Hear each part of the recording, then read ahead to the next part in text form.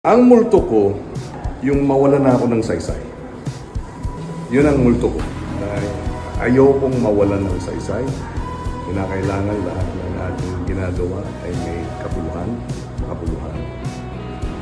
And I remembered saying this nung college pa ako. I'd rather be dead than irrelevant.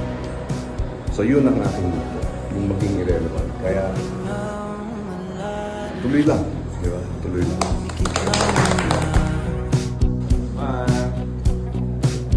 At baka sakaling namamalikmata lang. Break a leg. Congratulations. Napakahusay. Ang galing. Sold out ka agad. Kala ko'y payapa, boses mo'y tumatawag pa. At meron din kayong responsibilidad sa inyong pagiging sikat, sa pagmamahal ng inyong audience. And I wish you all the best. Continue to inspire, continue to uplift. Diba?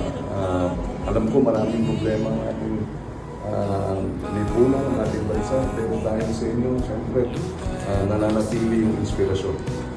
Kayo ang mitya ng pagbabago. Napakahalaga ng sining, music. Siyempre, ang values ko, music. Pinakasalan ko, recording artist. At salamat naman hanggang ngayon. Patay na pa rin sa But seriously, salamat. You are an inspiration to your generation. And I'm very proud and happy and honored to have been part, having a cameo role in your very successful. Salamat. Okay. Thank you, ha. Thank you. Nung high school kami, yung barkada ko, meron kaming musketeer shake. So, yung thumb.